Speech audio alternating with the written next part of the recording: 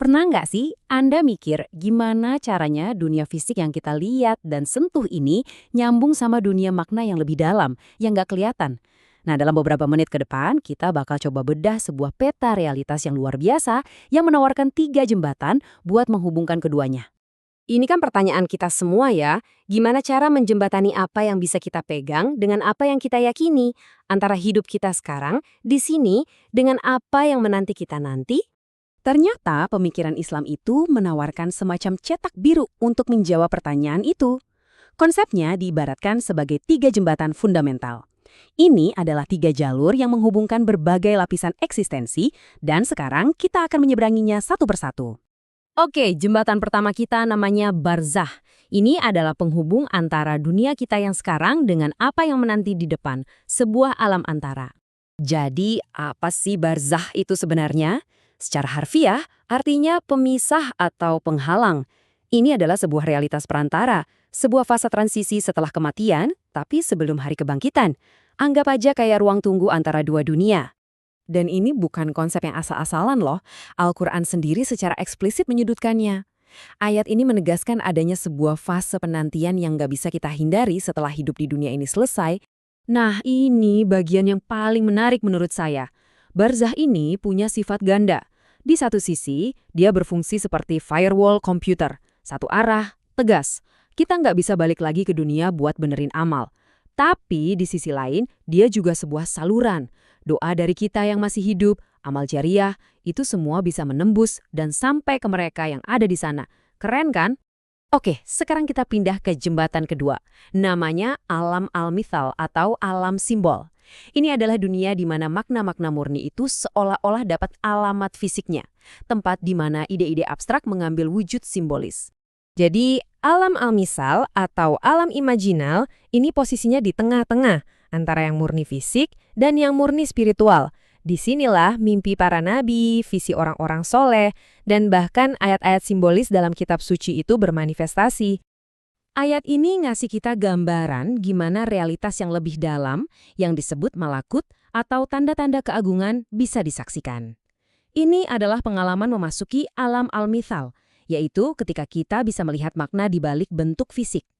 Biar gampang ngebayanginnya, ada 2 analogi yang pas banget. Pertama, bayangin sebuah hologram.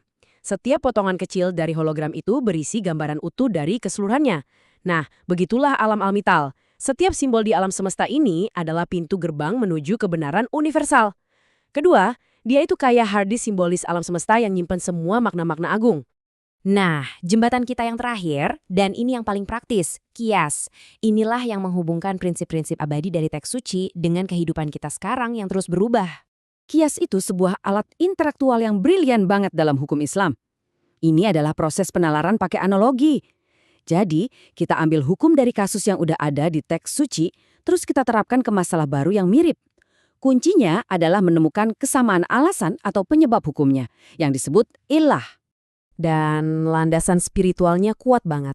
Ayat ini seolah-olah manggil kita buat pakai wawasan kita, buat melihat pola, dan menarik pelajaran dari masa lalu untuk diterapkan di masa kini. Jadi, intinya begini, kias itu bertindak kayak sebuah algoritma logis. Contoh paling klasiknya, Al-Quran melarang khamr atau arak karena memabukkan. Nah, dengan kias, para ulama memperluas larangan ini ke narkotika modern. Kenapa? Karena ilah atau sebab hukumnya sama-sama merusak akal. Inilah yang bikin hukum Islam tetap hidup dan relevan sepanjang zaman. Oke, kita udah melintasi ketiga jembatan itu. Sekarang, yuk kita coba lihat gimana ketiganya membentuk satu peta realitas yang utuh dan elegan. Coba kita lihat peta ini secara keseluruhan. Perhatikan deh polanya. Di satu sisi, jembatan barzak itu sifatnya deterministik, pasti dan nggak bisa dihindari. Sebuah realitas objektif. Tingkat kebebasannya 0, nggak ada jalan kembali. Di sisi lain, alam al-mithal dan kias itu sifatnya probabilistik. Keduanya bergantung pada kesadaran kita, interpretasi kita, penalaran kita. Ini adalah realitas subjektif. Jadi tingkat kebebasannya jauh lebih tinggi. So, kita punya jembatan waktu yang pasti, barzak, jembatan simbol yang interpretatif, mithal, dan jembatan logis yang dinamis, kias. Bersama-sama, ketiganya menciptakan sebuah arsitektur realitas yang lengkap. Nah, setelah paham peta ini, pertanyaannya kan, terus gimana cara kita menggunakannya dalam hidup kita? Gimana kita bisa bangun jembatan kita sendiri menuju makna? Sebenarnya sederhana. Pertama, sadari bahwa setiap perbuatan kita hari ini adalah investasi untuk realitas kita di barzah nanti. Kedua, latih mata hati kita buat melihat makna di balik bentuk, membaca alam semesta sebagai simbol.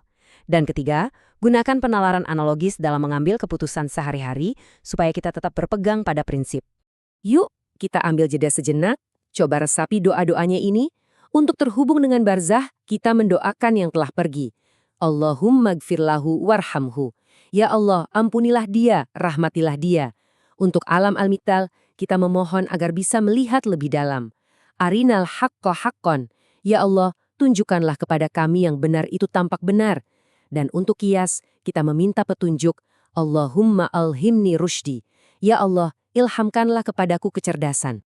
Dan pada akhirnya, ketiga jembatan ini, dari alam penantian sampai alam simbol, dari hukum sampai hikmah, semuanya mengarah pada satu kesimpulan yang agung, bahwa semua realitas yang kelihatannya terpisah-pisah ini, pada hakikatnya hanyalah manifestasi dari satu realitas tunggal, Al-Haq. Tiada realitas lain sang realitas. Jadi, apa yang Anda bawa pulang dari perjalanan ini?